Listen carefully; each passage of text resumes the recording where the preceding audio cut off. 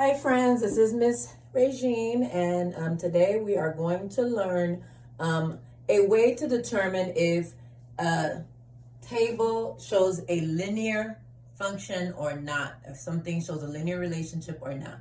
So you have learned that a linear relationship should have a constant rate of change. When you were in 7th grade, you may have learned the constant of proportionality, which is y equals kx. And you've learned the formula to find the slope. If you're given a table, you can use this formula to find the slope. So this will be very similar. We are just looking to see if these numbers have a constant rate of change. Now, if something is given to you on the table, of course, we can use the slope formula right here. But we could easily just look and see the change in y over the change in x. So from 0 to 9, y has increased by 9. And from 9 to 15, y has increased by 6.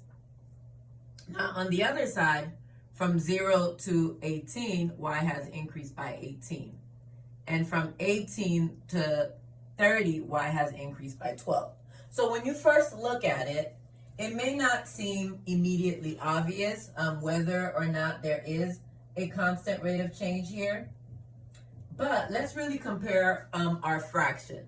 So if we have this equation where k is supposed to be y over x, so we have that formula. So k is supposed to be y over x. K is our constant of proportionality. The change in y is 9 over the change in x, which is 18. And for our second set, the change in y is 6 over the change in x is 12. Now, these are equivalent fractions. So, because both of these fractions can simplify to 1/2. So we really have a rate of change of 1/2. If you notice with this, they are skip counting. So if you get a problem where they're skip counting, really look at the change in y over the change in x over the pairs that you are given, and think about that and say, are these fractions equivalent when I write them as k equals y over x? All right, let's try this one over here. So this one was linear. This is a linear relationship. All right, so here we go from 3 to 12, so we add 9. And from 12 to 18, we add 6. And over here, from 4 to 13, we're adding 9. And from 13 to 19, we're adding 6. Well, this one should be very obvious because we have a rate of change of 9 over 9 and 6 over 6. Now, the numbers are different because clearly our initial value, our y-intercept, is not the same. It's not 0, 0. It's not proportional. But other than that, there is a constant rate of change. So we have 9 over 9 and 6 over 6. So the rate of change is 1 for that one. So that is also linear. All right, let's try a few others.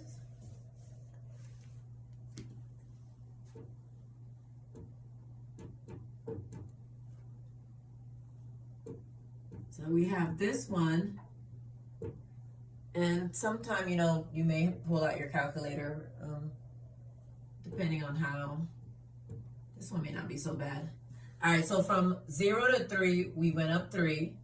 From 3 to 9, we are going up 6. From 0 to 4.5, we're going up 4.5. And from 4.5 to 7.5, we're going up 3. So we have, this is a 4.5. So we have 3 over 4.5 versus 6 over 3. I would say this is not linear. We can see that. 6 over 3, when we simplify that, that's going to simplify to 2. But 3 over 4.5 would not simplify to 2. We would need to have a larger number on top in our numerator for us to even think that this would be the same rate of change. So this would be non-linear. It's some other pattern that we don't know that's going on here, but this is not a linear relationship. All right, let's try one more.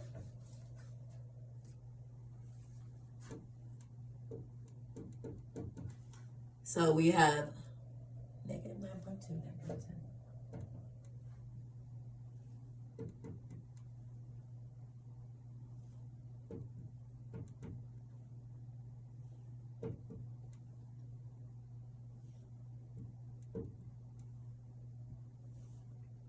All right, let's look at our constant rate of change here.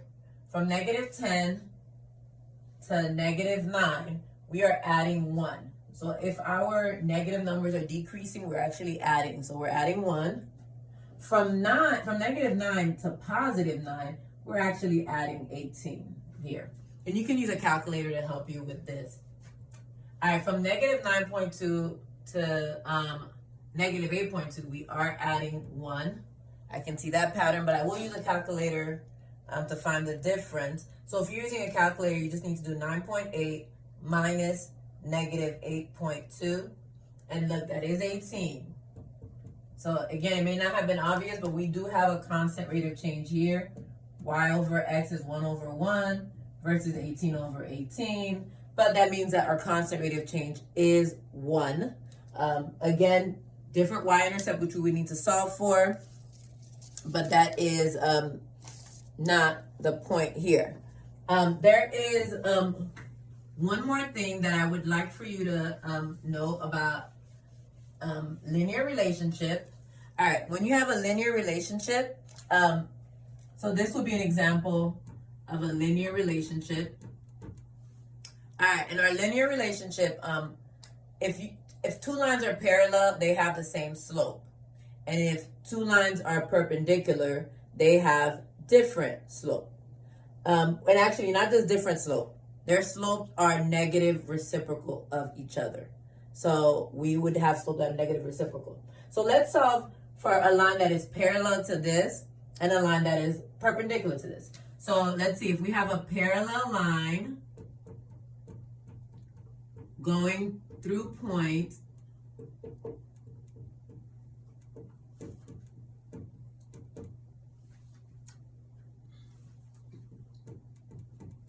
So if we have something like this, let's think of our equation y equals mx plus b. The m, if it's a parallel line, they have the same slope. So they have the same rate of change, like what we were just solving for. They have that same rate of change, so that's 3. Our x, we're going to plug in an x value here, which is 2. Our y is 1 plus b. All right, 3 times 2 is 6 plus b. And now minus 6, and b is negative 5. So that's what I was telling you with the tables.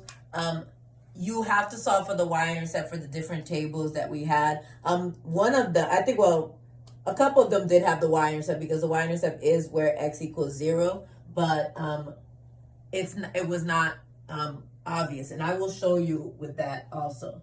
All right, now let's say so you have that. Let's say they told us, let's do a perpendicular line. I'll even use the same point. Let's say it was a perpendicular line that goes through point 2, 1. So we have y equals mx plus b. Our slope is 3. Our original line has a slope of 3. If we want something that's perpendicular to it, it has to be the negative reciprocal. So since this is positive 3, our new slope will be negative. Since this is 3, and 3 is the same thing as 3 over 1, our new slope will flip to the reciprocal, and it'll be negative 1 over 3. But we'll use the same point, which actually might make this problem a little challenging. Let me make it easier. Let me change this to a 3. Let's make our life a little easier so we don't have to deal with some complicated fractions. All right, so let's say it goes through point 3, 1. All right, so over here, negative 1/3 times 3, you can use a calculator, but that is negative 1 plus b. And now we add 1 to both sides, and our y-intercept b is 2. So we have y equals negative 1/3 x plus 2. So this is our original line. This line, which is y equals 3x minus 5, is a line that is parallel to this and went through point 2, 1. That was what we had written originally, 2, 1. Now, this line is a line that is perpendicular to our original line right here, and it goes through point 3, 1. But notice, the important thing that I want you to notice is that parallel lines have the same slope and perpendicular lines have slope that are negative reciprocal. All right, so one more thing before I end this video that I did come up that I want you guys to know. So let's go back. This was the second table that I had. So, well, let me skip some. I'll put 0, 4. We had 4 and 3, 13 and 12, and 19 and 18. So this was the one where I said, okay, well, from 3 to 12, we added 9. From 12 to 18, we added 6. From 4 to 13, we're adding 9. And from 13 to 19, we're adding 6. And we saw, okay, well, if we have 9 over 9 or 6 over 6, we do have a constant rate of change, and this is linear. But the reason why the numbers are different, as I said, is because of that y-intercept. It's not proportional. It's not going through 0, 0. So they have different, it has a different y-intercept, a different starting point. But we can solve for that, again, using that equation y equals mx plus b. We just solve for the rate of change. We just solve for our slope. It is 1. We can pick any of these numbers, and I would pick the smallest one. Try to make it easier on yourself. So our x is 4, our y is 3, and we have b. 1 times 4 is 4.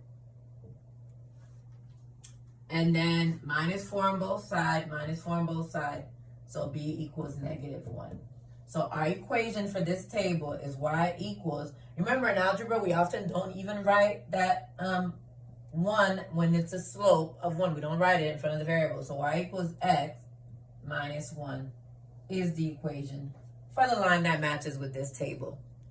All right, so I know that was a lot, but just wanted you again for you to see a way that we can determine whether a table shows a linear relationship by just looking at the change in y over the change in x, knowing that parallel lines have the same slope, perpendicular lines have different slope, and we can solve for equations that go through a certain point, and they will have to give us that point to be able to solve it.